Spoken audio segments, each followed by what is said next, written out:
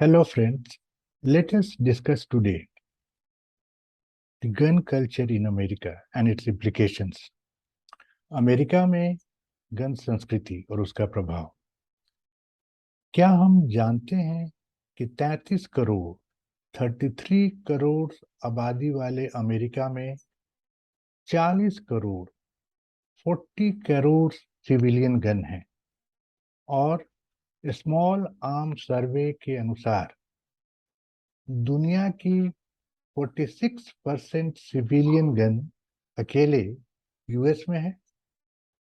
क्या हम जानते हैं कि अमेरिका में गन बाजार से आलू प्याज बनाना एप्पल और ऑरेंज की तरह हम जब चाहें तब खरीद सकते हैं, केवल उम्र 18 वर्ष या उससे ऊपर की होनी चाहिए। इसका मुख्य कारण है कि अमेरिका स्थित ब्रिटेन के 13 उपनिवेश जब उससे आजाद हुए, अमेरिकन वॉर ऑफ इंडिपेंडेंस के फलस्वरूप जो अमेरिकियों ने 1775 82 1775-82 के बीच अपने सैनिक कमांडर जॉर्ज वाशिंगटन के लीडरशिप में सफलतापूर्वक लड़ा था, और बिगिनिंग में अमेरिकी नागरिकों के पास अपनी सुरक्षा का कोई मैकेनिज्म नहीं था, कोई परमानेंट सिक्योरिटी फोर्स नहीं था, तब श्रेष्ठ अमेरिकनों ने 1791 ईस्वी में अपने 7 आर्टिकल्स वाले यूएस कॉन्स्टिट्यूशन में सेकेंड अमेंडमेंट किया, जिसके अनुसार अमेरिकी नागरिकों को हथियार रखने का अधिकार मिला। यह कानूनी प्रावधान आज भी अमेरिका में यूएस में जारी है। गन अमेरिकी पॉपुलर कल्चर का एक इम्पॉर्टेंट पार्ट है, जिसे बोलचाल की भाषा में काउबॉय कल्चर भी कहा जाता है। इस कल्चर में एक आम अमेरिकी एक आम अमेरिकन हैट पहने हुए, कमर में बेल्ट लगाए हुए, जिसके होल्स्टर में एक गन लटका रहता है, किताबों में, कहानियों में, कॉमिक्स में इसका भरपूर प्रचार दर्शा या दर्शाया गया है। इसे भरपूर रूप से दर्शाया गया है। आज militarily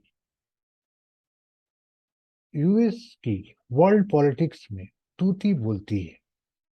SIPRI, Stockholm International Peace Research Institute के एक स्टैटिस्टिक्स के अनुसार अमेरिका का मार्केट शेयर आर्म्स एक्सपोर्ट में अकेले 39% है, और उसके बाद अन्य देश रशिया 19%, फ्रांस 11%, चाइना 4.6% का आता है।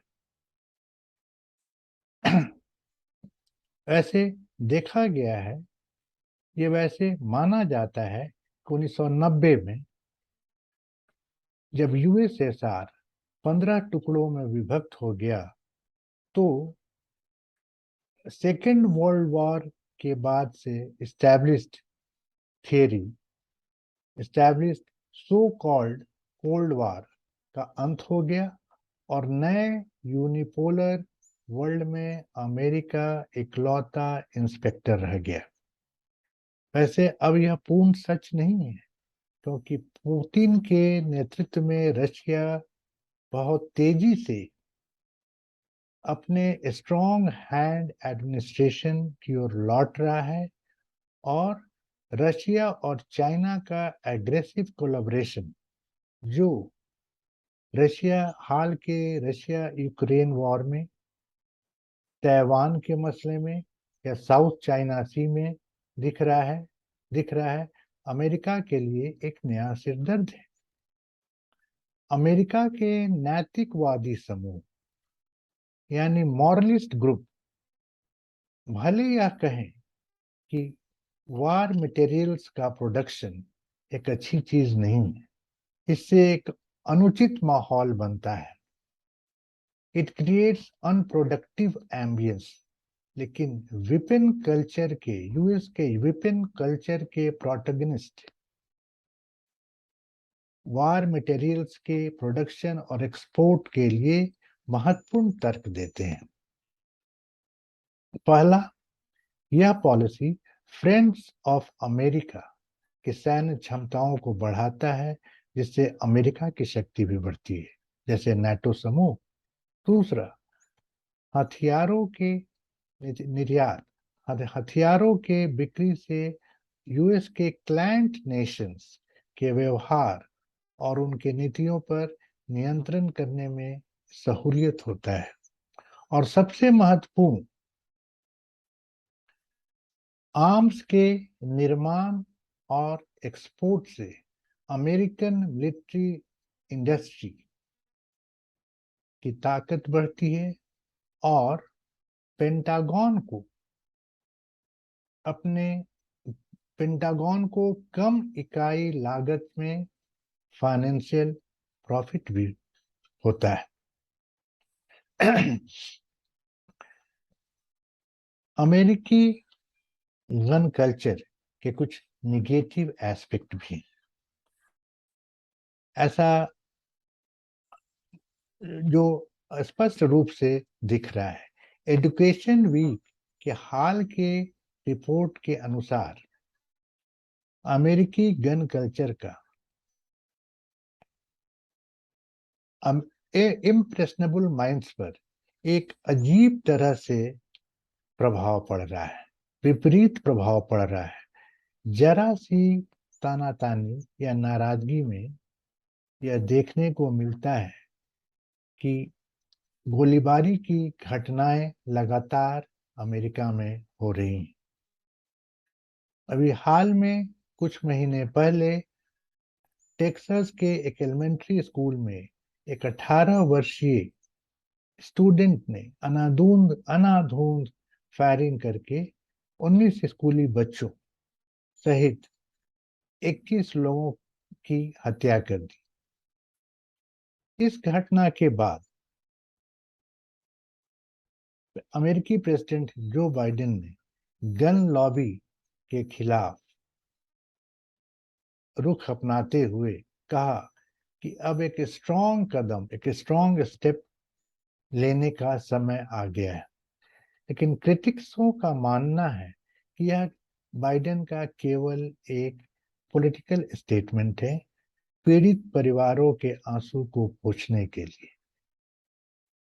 गन लॉबी बहुत ही हेवी डोनेशंस करता है अमेरिका के सभी पॉलिटिकल पार्टियों को, और खुद अमेरिकी अर्थव्यवस्था के लिए भी यह एक आवश्यक अंग है कि उसकी ताकत का प्रदर्शन होता रहे। अर्थात सच ये है कि यूएस में कोई भी एडमिनिस्ट्रेशन रहे, वह अपने डोमेस्टिक और फॉरेन पॉलिसी की मजबूती के लिए अपने गन कल्चर या अपने मिलिट्री इंडस्ट्री को आगे ही बढ़ाता रहेगा।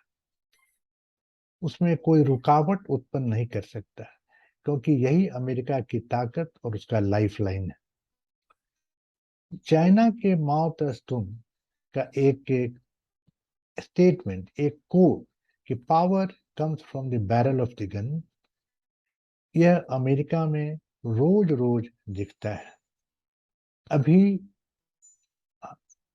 हाल ही में अमेरिका ने अल कायदा के अल जवाहिरी को अफगानिस्तान में एक ड्रोन अटैक में मार गिराया, या अभी कुछ वर्ष पहले ओसामा बिन लादेन या सद्दाम हुसैन को घर में घुस कर सबक सिखाया, जो अमेरिकन गन कल्चर का एक बहुत ही महत्वपूर्ण और पावरफुल एग्जाम्पल है। Thank you.